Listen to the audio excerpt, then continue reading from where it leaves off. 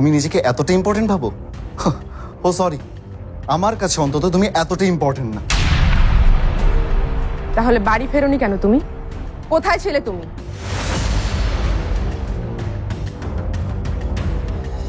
রিয়ার সাথে ছিলাম। শাহেনশা ভাই, আপনাকে তো বলেছিলাম আমাদের কি লাগবে, আপনি কি কোনো ব্যবস্থা করতে পেরেছেন? আশ্চর্য, আপনি একটা কথা বলছেন আর সেই কাজ আমি করতে পারব না, সেটা হয়েছে কোনোদিন? আরে এই জন্যই তো সবাই আমি একসাথে এই জায়গায় ডাকছি। রিয়া, আমি মানে তোমার কি সবকিছু মনে পড়ে গেছে? মানে তুমি কি সত্যি চাও না যে আমি 24 ঘন্টা এখানে থাকি? অবশ্যই চাই না, কেন চাইবো? ঘরে চলুন, আমার অনেক কিছু গুজগাছ করতে হবে।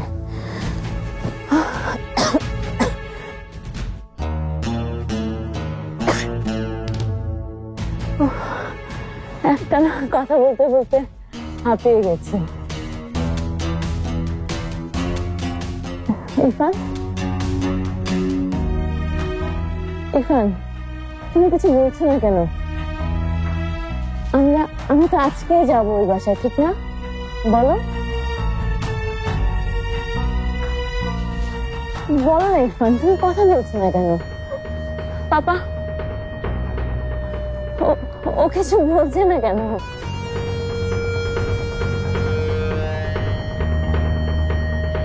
রিয়া, রিয়া প্লিজ তুমি শান্ত হও।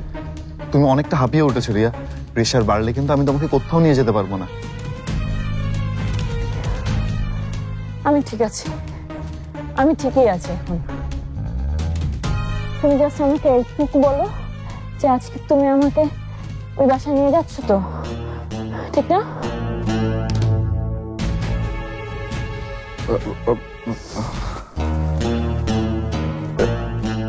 আমি আমি আমি একটা কল করে আসছি। ইরফান, কোথায় যাচ্ছ? ইরফান, বাবা ও কোথায় গেল? বাবা কাকে কল দিতে গেল? মামুনি, এরকম হুটহাট করে কোথায় চলে যায়? তুই শান্ত হ, আমি দেখছি বিষয়টা। কি করব আমি? রিয়াকে কি বলবো? আর পারমিতাকে বা কি বলবো? কি করলে আমার জন্য ভালো হবে? কোন সিদ্ধান্ত নেব আমি? কোনটা করা আসলে ভালো হবে? এখনো তুমি সিদ্ধান্ত নিতে পারছো না ইরফান? আগামী গড়ার সময় এখনই। আমরা আছি আপনাদের পাশে। Smart laptop, shaping the future. Seriously এখনো তোমার মনের ভেতর দ্বিধা? সত্যি ইরফান? আঙ্কেল, আপনি আমার পরিস্থিতিটা বোঝার চেষ্টা করেন। রিয়াকে আমাদের বাড়িতে আমার রুমে এরকম হুট করে তুলতে পারি না। এটা সোশ্যালিও খুবই উইয়ার্ড। সরি ইরফান, আমি এখন কোনো ধরনের পরিস্থিতি বোঝার মুডে নেই।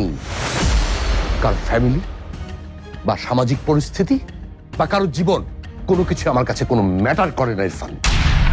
আমি শুধু আমার মেয়েকে নিয়ে ভাবতে চাই। আমি চাই ওর সুস্থতা, আর সেটা তখনই ঘটবে যখন সে যা চাইবে তাই পাবে। কিন্তু আঙ্কেল, তোমার আর কোনো কথা শোনার মতো মানসিক অবস্থা আমার নেই ইরফান।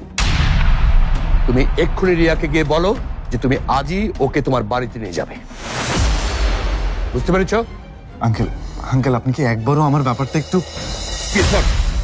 তুমি কি এখনো বুঝতে পারছো না যে আমার মেয়ে খাদের কিনারায় এসে দাঁড়িয়েছে? একটু এদিক সেদিক হলে ও আমার জীবন থেকে নাই হয়ে যাবে। তুমি বুঝতে পারছো না? বুঝতে পারছো না ইরফান?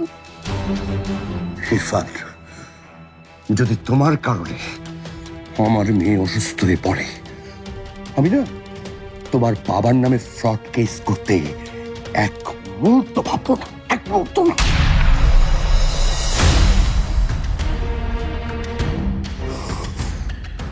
রিয়া আমাদের বাড়িতে আমার স্ত্রীর মতো থাকতে পারবে কিনা সেই সিদ্ধান্ত নেওয়ার অধিকার কিংবা ক্ষমতা একজনেরই আছে, আর সে হলো পারমিতা।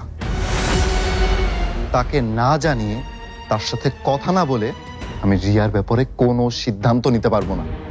ওকে, যাও। তোমার যদি পারমিতার সাথে কথা বলতে ইচ্ছে করে কথা বলো, তার যদি অনুমতি নিতে চাও অনুমতি নাও। বাট তোমাদের ওই রিয়েলিটি টক শোর রেজাল্ট হবে একটাই, রিয়া তোমার বাড়িতে যাবে। রিয়া তোমার ওখানেই থাকবে যতদিন রিয়ার ইচ্ছা, ততদিন থাকবে যতদিন না সে সুস্থ হয়ে ওঠে। It's my decision, understand? I think you better understand.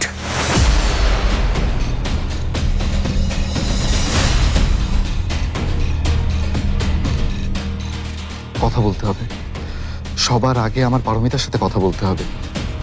Paromita যদি অনুমতি না দেয় তাহলে রিয়া কিংবা রিয়ার বাবা কাউকে আমি গোনায় ধরবো না, তাতে রিয়ার বাবা আমাকে যতই হুমকি দিক।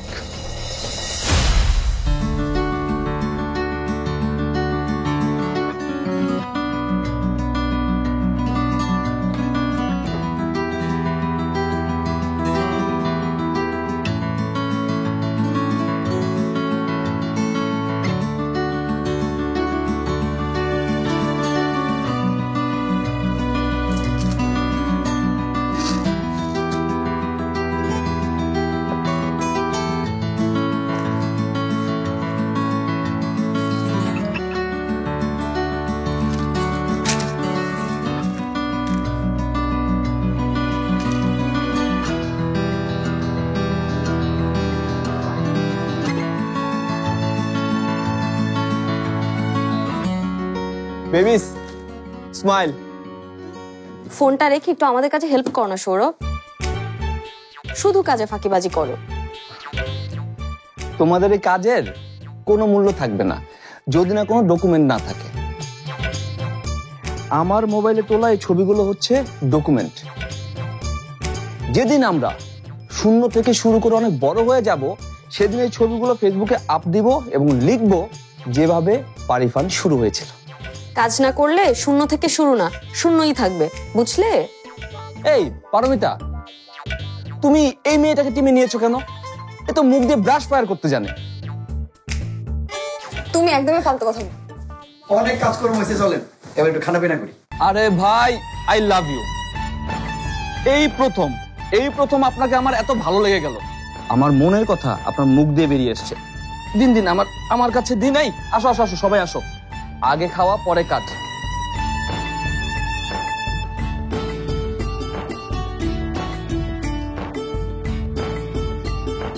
শাহিনশা ভাই ধরুন, আপনি আগে। তনিমা, আরে ধরো আগে। Thank you. Zoom. Thank you. Paromita. Thank you.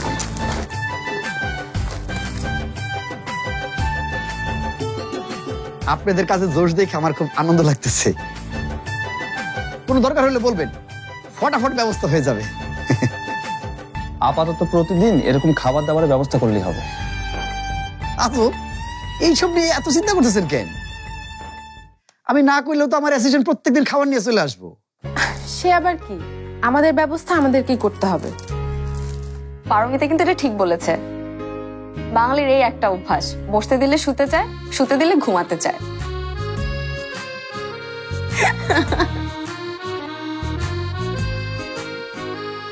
শোনেন শাহিনশা ভাই, আপনি আমাদের জন্য যা করেছেন এটাই এর মধ্যে অনেক বেশি। নিজের অফিস ছেড়ে দিয়েছেন, আর কি লাগে আমাদের? খাবার দাবার বা অন্য যে কোনো কিছু আমরা নিজেরা দেখে নেব, বুঝেছেন আপনি? আপনি এত কষ্ট করে বুঝাইতেছেন, তাও আমি বুঝবো না? আপনি যেটা বুঝান সেটাও আমি বুঝি, আর যেটা না বুঝান সেটাও আমি বুঝি। বুঝতেছি আপনাদের সবার পায়ের নিচের একটা শক্ত মাটির দরকার, সেটি আপনার খুঁজতেছেন। খোঁজেন, কোনো সমস্যা নাই, আমার তাতে কোনো সমস্যা নাই। কিন্তু যখন সমস্যা হইব খালি একটু আওয়াজ দিবেন, হালকা করে আওয়াজ দিবেন, শাহিনশা, শাহিনশা, এই শাহিনশা, আমি হাজির হয়ে যাব। আপনি বয়সে এত বড়, আপনার নাম ধরে তো ডাকবে না, ডাকবে শাহিনশা ভাই। এই শাহিনশা ভাই। ভাই, আফসোস, এইখানেই তো সবচেয়ে বড় আফসোস।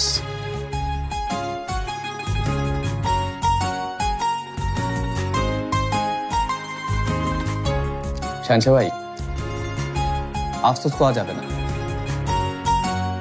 লেগে থাকতে হবে। এই যেমন ধরেন আমি লেগে আছি, বারবার চেষ্টা করে যাচ্ছি, দেখি না শেষ পর্যন্ত কি হয়।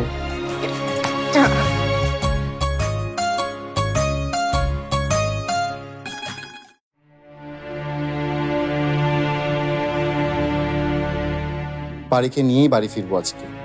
ফিরতে ফিরতে ওকে সব খুলে বলবো। আমি বলবো এই কয়েকটা দিন আমি কি ভয়াবহ স্ট্রেসের ভেতর দিয়ে গেছি।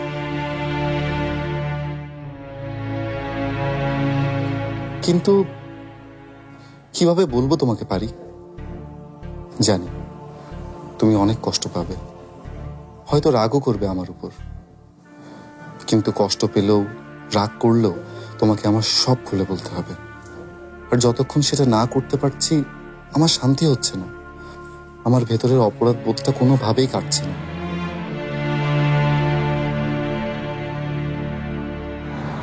ফুল নেবেন স্যার? ফুল একটা ফুল নেন না স্যার, ভাত খাবো। নিবেন স্যার?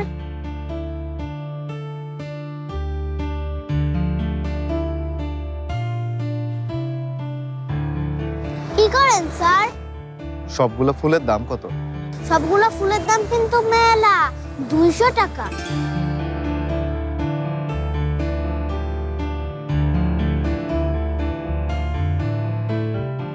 এত বড় টাকার তো ভাঙতি নাই স্যার। ভাঙতে লাগবে না, এই পুরো টাকাটা তোমার। এটা দিয়ে আরো কয়েকদিন ভাত খেও, কেমন? আমার ছোট ভাইরে নিয়ে খাই স্যার, ও সারাদিন ভাত ভাত করে। হারুন, হারুন, হারুন।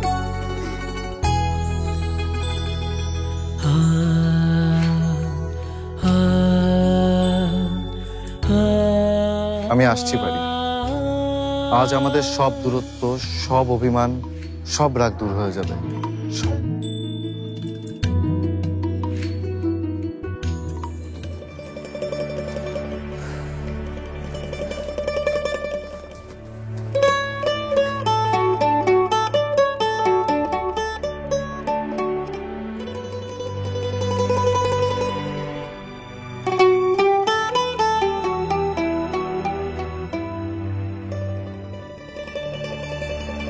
বাপ রে বাপ, আপনার তো একেবারে ম্যাজিক দেখাই দিলেন। হ্যাঁ, কি তেলেসমাতি কারবার!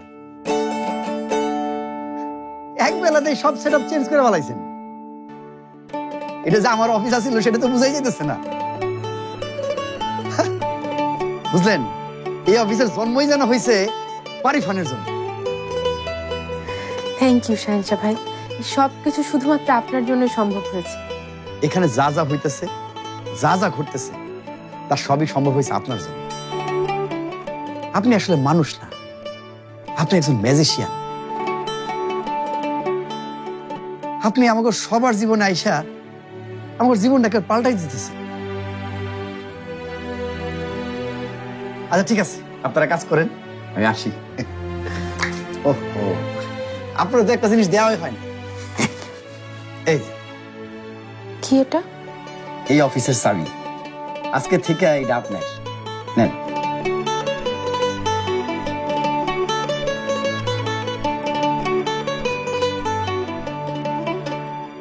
আপনার সব স্বপ্ন পূরণ হোক, আপনারা সব যুদ্ধ শেষ হোক পারমিত। ভালো থাকেন।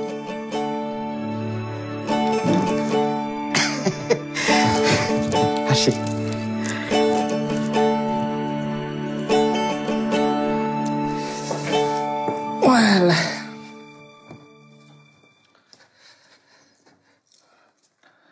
এই যে পারিফান ক্রাফটসের মেল অ্যাড্রেস রেডি। আচ্ছা, তাহলে সত্যজিৎ ঠাকুরকে একটা মেল পাঠিয়ে দাও। পাঠিয়ে দিয়েছি। আচ্ছা, তাহলে আমরা হোয়াইট বোর্ডটাকে সেট করে ফেলি।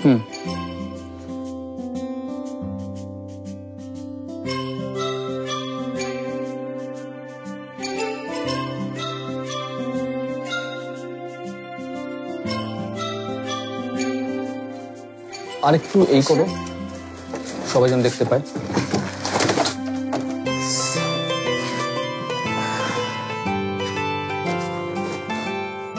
ডান। এখন মার্কার। আমাদের টার্গেট 7 দিনে 5টা ডিজাইন বানানো।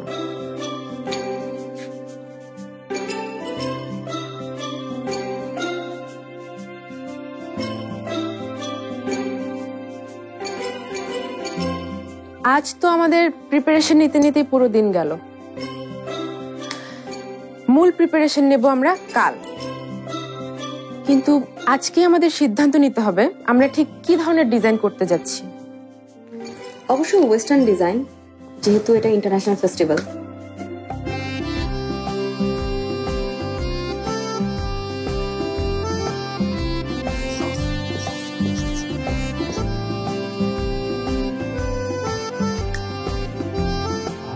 কিন্তু আমার মনে হয় আমাদের ক্লাসিক আর এন্টিকের মিক্সড একটা ডিজাইন ভাবতে হবে। লেখো।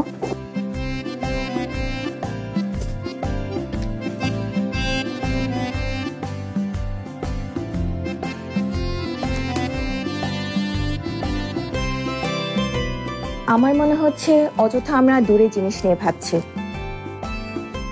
আমরা আমাদের দেশীয় ডিজাইনগুলো নিয়েও কিন্তু কাজ করতে পারি, তাই না?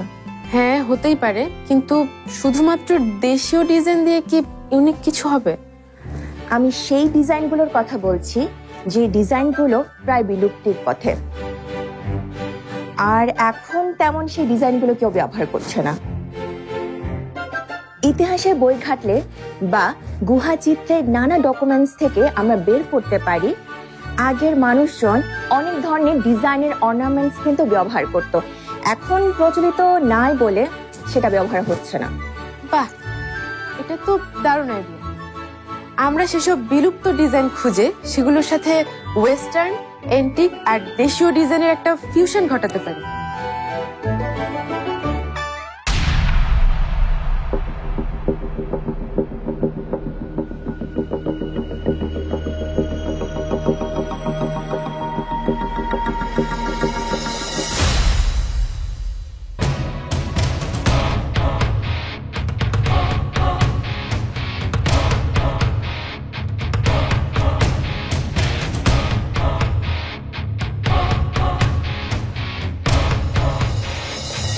খুব বাজে হয়েছে, এতটা বাজে যে ধারণার বাইরে। আসলে হয়েছে কি বলতো, বোঝা যাচ্ছে যে ইন্টারন্যাশনাল মার্কেট সম্পর্কে তোমাদের কোনো ধারণাই নেই।